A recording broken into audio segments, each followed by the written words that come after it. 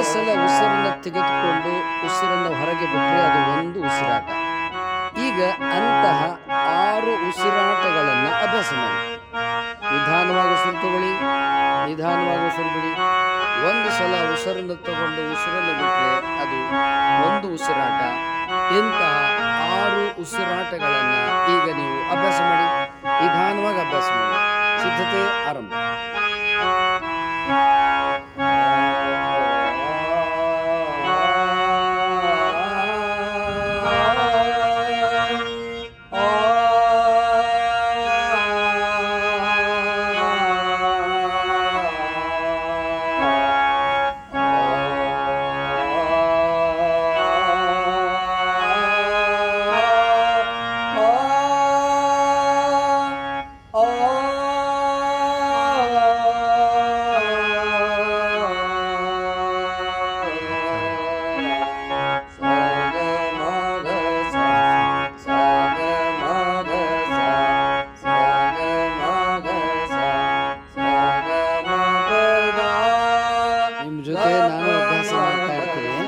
ಹೀಗಾಗಿ 6 ಸಲ ಆಗೋದು ನಮಗೆ ಗೊತ್ತಿರ್ತದೆ. ಆದರೆ ನೀವು ಇನ್ನೂ ಸ್ವಲ್ಪ ನಿಧಾನವಾಗಿ ಅಭ್ಯಾಸ ಮಾಡಬೇಕು. ಅಂದರೆ ಈಗ ನಿಮಗೆ BP ಇದೆ ಅಂತ ಹೇಳ್ತೀವಿ, ಶುಗರ್ ಇದೆ ಅಂತ ಹೇಳ್ತೀವಿ. ಅದಕ್ಕಾಗಿ ಸಮಾಧಾನವಾಗಿ ಉಸಿರಾಟ ಮಾಡಬೇಕು, ಸಮಾಧಾನವಾಗಿ ಉಸಿರನ್ನು ಬಿಡಬೇಕು. ಸೊ ಎಷ್ಟು ನಿಧಾನವಾಗಿ ತಗೊಳ್ತೀವಿ, ಎಷ್ಟು ನಿಧಾನವಾಗಿ ಉಸಿರನ್ನು ಹೊರಗೆ ಬಿಡ್ತೀವಿ, ಅಷ್ಟು ನಿಮಗೆ ಆರೋಗ್ಯ. ಸಮಾಧಾನವಾಗಿ ಉಸಿರನ್ನು ತೆಗೆದುಕೊಳ್ಳಿ, ಸಮಾಧಾನವಾಗಿ ಉಸಿರನ್ನು ಬಿಡಿ. 6 ಉಸಿರಾಟಗಳು. ಸಿದ್ಧತೆ ಆರಂಭ.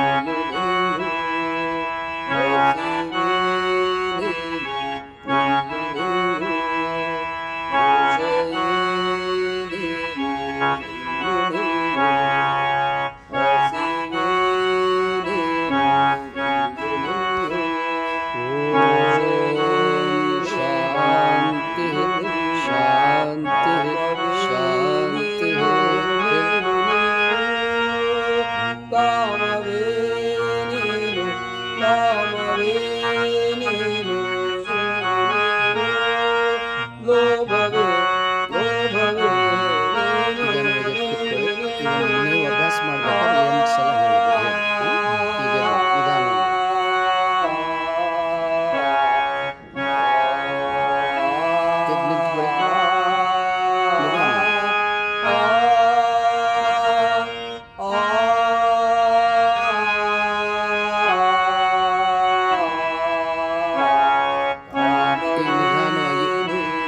ಮುಂದೆ ಈ ಕಡೆ ಬನ್ನಿ. ತಿರ್ಕೊಳ್ಳಿ ಆ ಕಡೆ ತಿರ್ಕೊಳ್ಳಿ. ಸಮಾಧಾನ.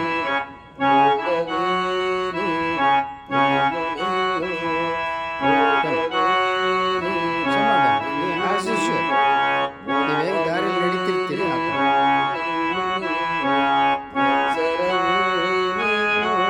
ನಿಧಾನವಾಗಿ ಕೂತ್ಕೊಳ್ಳಿ.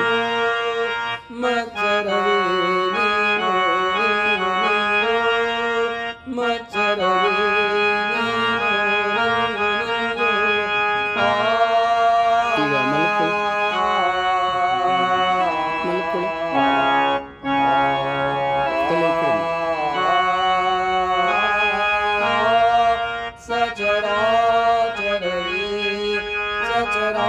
ಈ ಕಡೆ ಹೊಟ್ಟೆ ಮೇಲೆ ಮಲ್ಕೊಳ್ಳಿ.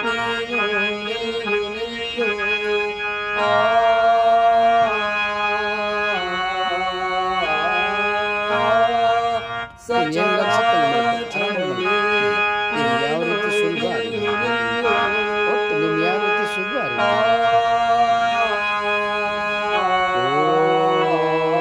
ಶಾಂತಿ ಶಾಂತಿ ಶಾಂತಿ.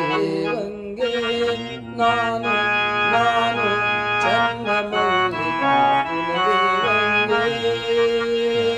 ಅವಸರಗಳು 6 ಉಸಿರಾಟಗಳನ್ನು ಮಾಡಿ. ನಿಧಾನವಾಗಿ ಉಸಿರನ್ನು ತಗೊಳ್ಳಿ, ನಿಧಾನವಾಗಿ ಉಸಿರನ್ನು ತಗೊಳ್ಳಿ. ಈ ರೀತಿಯಾಗಿ 6 ಉಸಿರಾಟಗಳನ್ನು ಮಾಡಿ ನಿಮ್ಮ ನಂತರ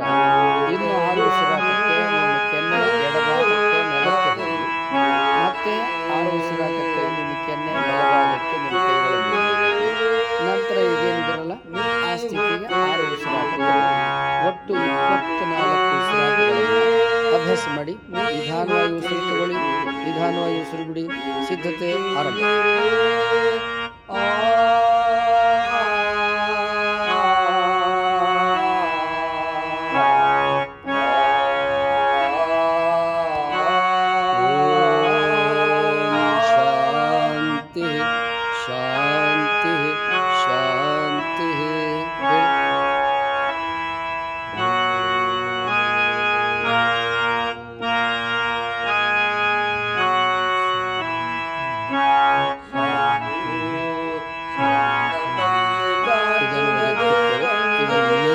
ಮಾಡ್ಬೇಕಾದ್ರೆ 8 ಸಲ ಹೇಳಬೇಕು.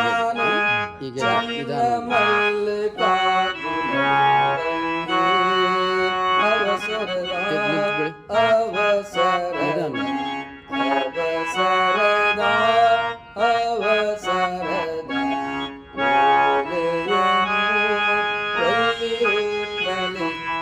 ನಿಧಾನವಾಗಿ ಮುಂದೆ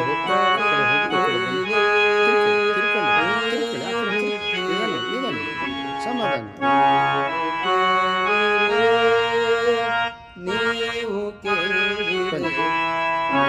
ಸಮಾಧಾನ. ನೀವೇನು ದಾರಿಯಲ್ಲಿ ನಡೀತಿರ್ತೀರಿ ಆ ಥರ.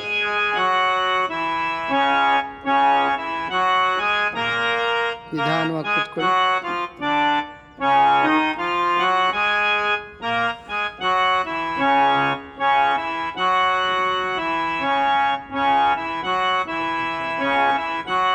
ಈಗ ಮಲ್ಕೊಳ್ಳಿ.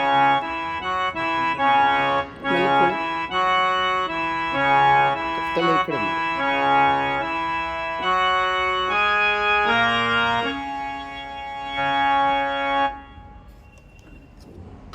ಹೊಟ್ಟೆ ಮೇಲೆ ಮಲ್ಕೊಳ್ಳಿ.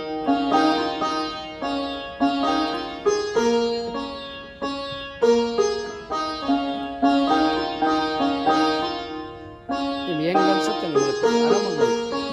ನಿಮ್ಗೆ ಯಾವ ರೀತಿ ಸುಲಭ ಆಗುತ್ತೆ, ಒಟ್ಟು ನಿಮ್ಗೆ ಯಾವ ರೀತಿ ಸುಲಭ ಆಗುತ್ತೆ.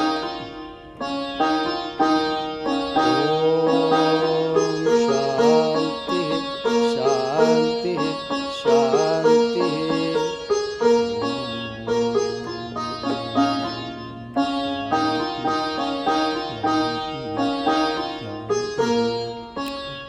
ಆರು ಉಸಿರಾಟಗಳನ್ನು ಮಾಡಿ ನಿಧಾನವಾಗಿ ಉಸಿರು ತಗೊಳ್ಳಿ, ನಿಧಾನವಾಗಿ ಉಸಿರನ್ನು ತಗೊಳ್ಳಿ. ಈ ರೀತಿಯಾಗಿ 6 ಉಸಿರಾಟವನ್ನು ಮಾಡಿ ನಿಮ್ಮ ಕತ್ತನ್ನು ಹಿಂಗಿಟ್ಟಿದ್ರಲ್ಲ.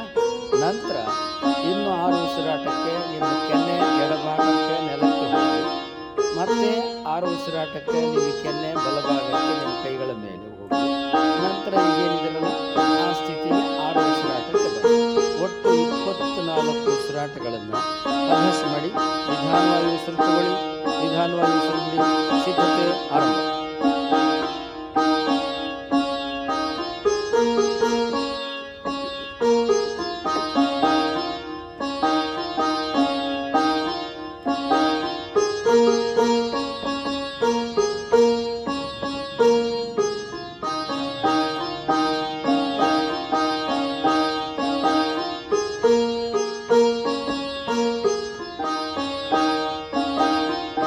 ಹೇಳಿಕೊಟ್ಟಿದ್ದನ್ನು ಒಂದು ದಿವಸಕ್ಕೆ ಎಷ್ಟು ಗಂಟೆ ನಿಮ್ಗೆ ಅಭ್ಯಾಸ ಮಾಡಕ್ಕೆ ಆಗ್ತದೆ? ನಿಮಗೆ ಎಷ್ಟು ಬಿಡುವಿರ್ತದೆ? ಇನ್ನೂ ಹೆಚ್ಚು ಅಭ್ಯಾಸ ಮಾಡಕ್ಕೆ ಬಿಡುವಿರ್ತದೆ? ಈಗ ನೀವು ಒಂದು ದಿನಕ್ಕೆ 4 ಗಂಟೆ ಅಭ್ಯಾಸ ಮಾಡಿ ಅಂತ ಹೇಳಿದ್ರೆ ಅಭ್ಯಾಸ ಮಾಡ್ತೀರಾ?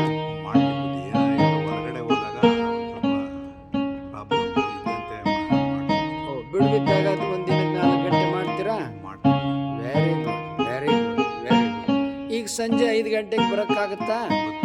5ರಿಂದ 6 ಅಭ್ಯಾಸ ಮಾಡ್ಕೊಡ್ತೀವಿ. ಕಲಿಸಿದ್ದೆಲ್ಲ ಕಲ್ತ್ಕೊಂಡು ಮಾಡ್ತೀರಾ ಮನೇಲಿ? Very good, very good. ಒಂದು ದಿವಸಕ್ಕೆ ನೀರು ಎಷ್ಟು ಕುಡಿತೀರಾ? ಬೆಳಿಗ್ಗೆ ಎದ್ದಾಗ ಬಿಸಿ ಮಾಡ್ಕೊಂಡು ಬೆಚ್ಚಗಿನ ಒಂದು ಸ್ವಲ್ಪ ಜಾಸ್ತಿ ಮಾಡ್ಕೊಂಡು 1 ಲೀಟ್ರ್ ಕುಡಿತೀನಿ. ಆಮೇಲೆ ಒಂದು ಸ್ವಲ್ಪ ನಮಗೆ ಎಷ್ಟು ಬೇಕೋ ಅಷ್ಟು ಕುಡಿತೀನಿ. ಒಂದೇ ಸಲ 1 ಲೀಟ್ರ್ ನೀರು ಕುಡಿತೀರಾ? ಬೆಳಿಗ್ಗೆ ಮಾತ್ರ. ಅದನ್ನು ಬದಲಾವಣೆ ಮಾಡ್ಕೊಳ್ಳೋಕೆ ಸಿದ್ಧಿದ್ದೀರಾ? Very good, very good. ನಿಮ್ಗೆ ಕುಡಿತಾನೆ ಇರಿ, ಮಾಲಕೊಂಡಾಗ ಬಿಟ್ಬಿಡಿ. ಊಟ ಮಾಡಿದ್ಮೇಲೆ ಕುಡಿಬೇಡಿ. ಕುಡಿಬೇಡಿ. ಊಟ ಮಾಡಕ್ಕೆ ಮುಂಚೆ ಕುಡೀರಿ. ಊಟ ಆದಮೇಲೆ ಒಂದು ಅರ್ಧ ಗಂಟೆ ಆಗೋವರೆಗೂ ಕುಡಿಬೇಡಿ. ಊಟ ಆದ ಅರ್ಧ ಗಂಟೆ ಆಗೋವರೆಗೂ ನೀರು ಕುಡಿಬೇಡಿ. ಟಿಫನ್ ಆದ ಅರ್ಧ ಗಂಟೆ ಆಗೋವರೆಗೂ ಕುಡಿಬೇಡಿ. ಊಟಕ್ಕೆ ಮುಂಚೆ ಅರ್ಧ ಗಂಟೆಗೊಮ್ಮೆ ಕುಡಿತಾನೆ ಇರಿ. ಊಟ ಮಾಡ್ತಾರೆ. ಎಷ್ಟು ಗ್ಲಾಸ್ ನೀರನ್ನು ಒಂದು ದಿನಕ್ಕೆ ನೀವು ಕುಡಿತೀರಿ ಎಂಬುದನ್ನು ನನಗೆ ಇವತ್ತು ಪೂರ್ಣ ಅಭ್ಯಾಸ ಮಾಡಿ ನನಗೆ ನಾಳೆ ವರದಿ ಕೊಡಬೇಕು. ಒಂದು. ಆಮೇಲೆ ಈಗ ನಾವೇನು ನಿಮಗೆ ಕಲಿಸ್ತಾ ಇದ್ದೀವಿ, ಈ ವಿದ್ಯೆ ನಿಮಗೆ ಅಷ್ಟೇ ಸೀಮಿತ. ಇದನ್ನು ನೀವು ಇನ್ನೊಬ್ಬರ ಜೊತೆಯಲ್ಲಿ ಹಂಚಿಕೊಳ್ಳುವ ಹಾಗಿಲ್ಲ, ಯಾರ ಜೊತೆಯಲ್ಲಿಯೂ ಹಂಚಿಕೊಳ್ಳುವ ಹಾಗಿಲ್ಲ. ಹಾಗೆ ಹಂಚಿಕೊಂಡರೆ ಗ್ಯಾಸ್ಟ್ರಿಕ್ ಇದೆ ಹೇಳಿ, ಈಗ ಸಂಜೆ ಬಂದಾಗ ನೀವು ಏನೇನಿದೆ ಕೇಳ್ತೀನಿ. ಎಲ್ಲ ಅನಾರೋಗ್ಯವನ್ನು ಒಂದು ವಿತ್ ಡಾಕ್ಯುಮೆಂಟ್ಸ್ ಏನೇನಿದೆ ಡಾಕ್ಯುಮೆಂಟ್ಸ್ ತಗೊಬನ್ನಿ. ಮತ್ತು ಇನ್ನು ಬಾಯಲ್ಲಿ ಏನು ಹೇಳೋದಿದೆ ಎಲ್ಲವನ್ನು ಹೇಳಿ. ಎಲ್ಲ ರೀತಿಯ ನಿಮಗೆ 100 ಫಲಿತಾಂಶವನ್ನು ಕೊಟ್ಟು ನಿಮ್ಮನ್ನು 17-18 ವರ್ಷದ ಹುಡುಗ ಚೈತನ್ಯಶೀಲನನ್ನಾಗಿ ಮಾಡ್ತೇನೆ. ನೀವು ಹೇಳಿ ಒಂದ್ಸರಿ.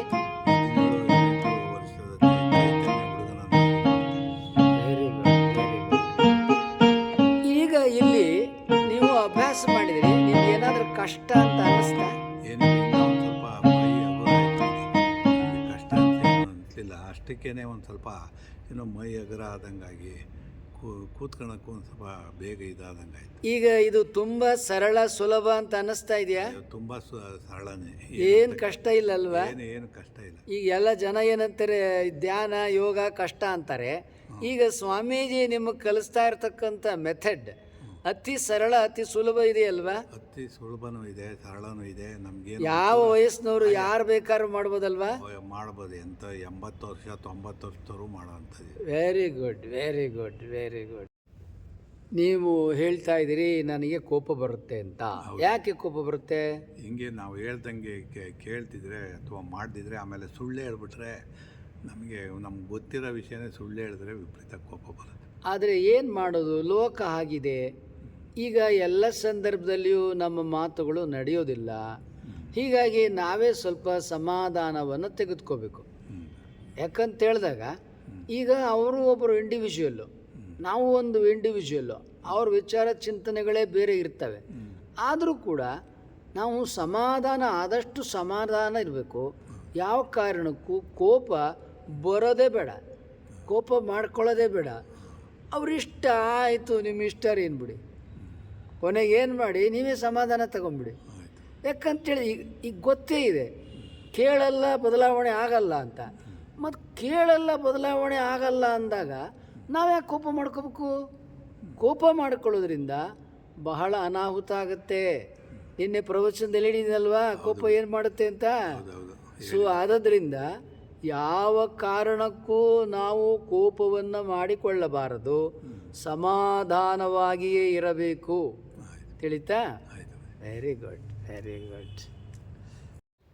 ನೀವು ನಮಗೆ ಮೌಲಿಕವಾದ ಸಬ್ಸ್ಕ್ರೈಬರ್, ವ್ಯಾಲ್ಯುಬಲ್ ಸಬ್ಸ್ಕ್ರೈಬರ್. ನೀವು ಆಗಲೇ ಸಬ್ಸ್ಕ್ರೈಬ್ ಮಾಡಿರ್ಬೋದು.